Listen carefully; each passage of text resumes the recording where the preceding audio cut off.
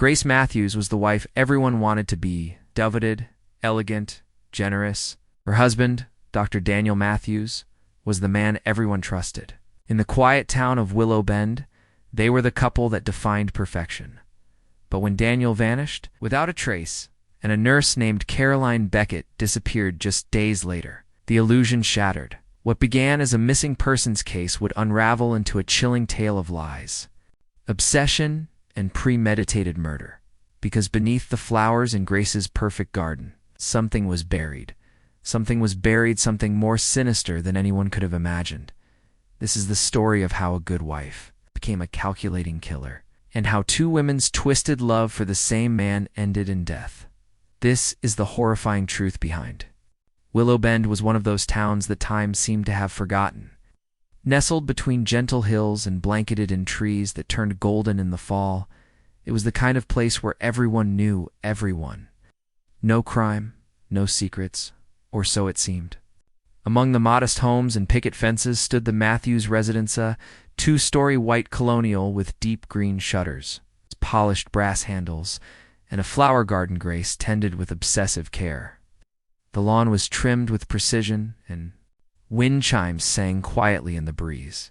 Neighbors often said the Matthews family embodied the very soul of the town. Daniel Matthews was a local hero in many ways. A respected physician at the Willow Bend Regional Hospital, he had delivered babies, saved accident victims, and comforted the grieving. His charm wasn't showy, but came naturally with the role he played. He had a calm voice, warm eyes, and a reputation for always going above and beyond. But it was Grace Matthews who made them the town's golden couple. Grace was the image of composure and dignity. Always in a modest dress, always with a soft smile, she taught Sunday school, baked for fundraisers, helped at the animal shelter, and even organized the town's Christmas parade. Together, they were seen as untouchable, the kind of couple people aspired to become. They had no children but always spoke lovingly about someday and filled their time with each other, church, and community. The illusion of their perfect life became the standard against which others measured their own. But behind the closed doors of their elegant home, the reality was far more chilling. Over the summer, things began to shift. At first it was subtle. Grace, usually punctual and meticulous, began showing up late to church. She forgot birthdays. She missed 2 shelter shifts. Then Daniel missed 3 shifts at the hospital, which was entirely out of character. People started to whisper, though no one dared speak badly of them aloud. 2 days later, Grace walked into the Willow Bend Police Department and reported her husband missing. She claimed she had woken up and found his side of the bed untouched. His wallet was still in the drawer, his phone on the kitchen counter, his car parked outside. Signs of a struggle. No note, no message. The entire town launched into action. Volunteers printed flyers, while local police combed through nearby forests and lakes. Drones were deployed. Dogs sniffed through fields, but there was no trace. It was as though Daniel had simply evaporated. The police began questioning friends, co-workers, and neighbors. Everyone had the same answer. Daniel loved Grace. He had no enemies. He had no reason to disappear. But just as the search was beginning to slow, an anonymous email arrived at the police station.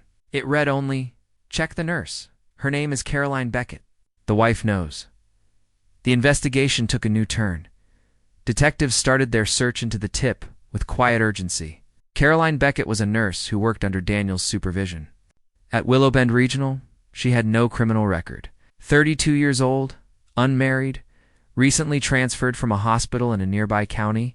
A few colleagues remembered seeing her and Daniel having coffee more than once, but it hadn't seemed unusual.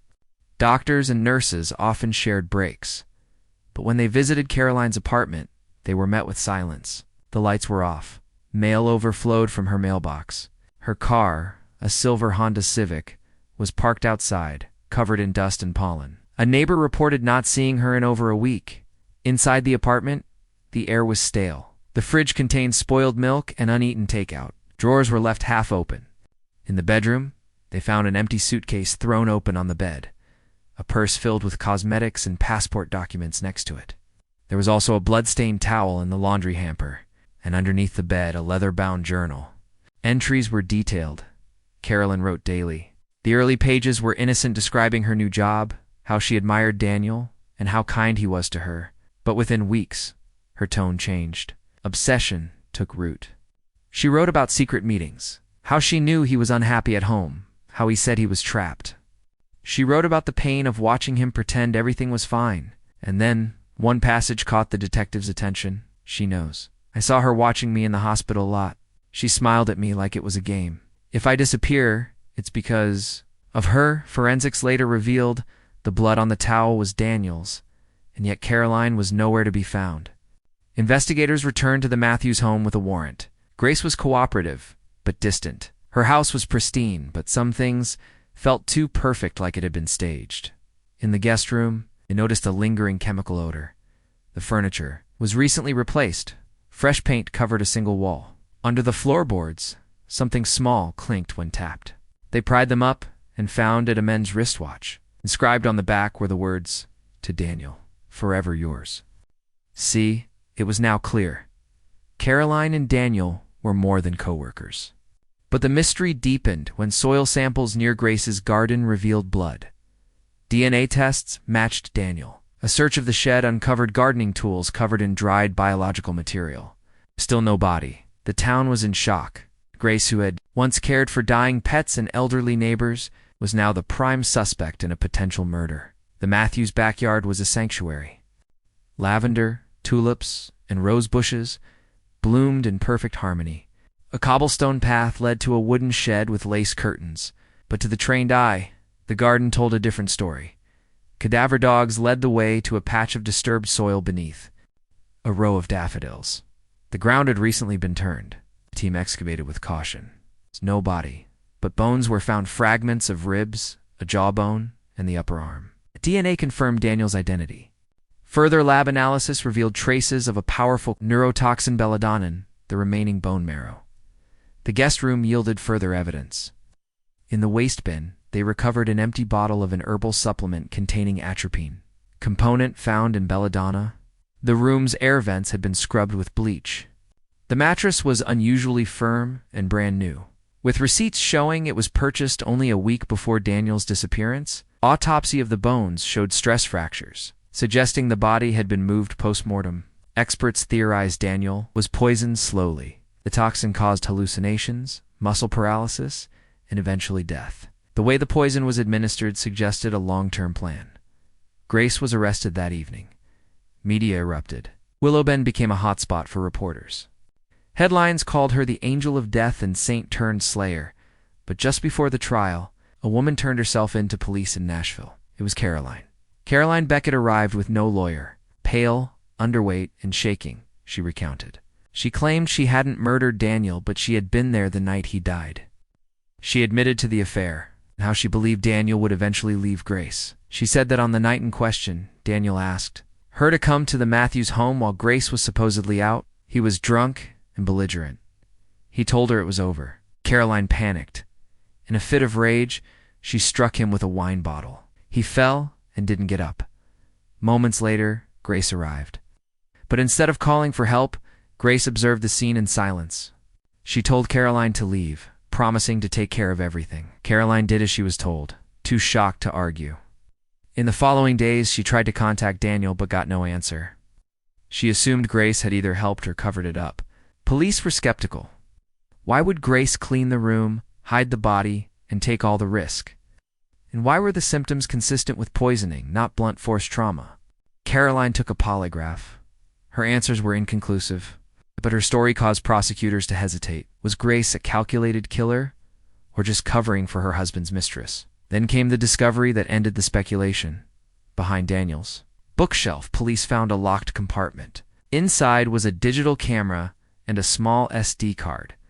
The SD card contained video footage from a hidden camera Daniel had installed in the guest room. The camera was motion-activated and recorded over 2 weeks of footage. What it revealed shocked everyone. Daniel, growing weaker by the day, was seen being tended to by Grace.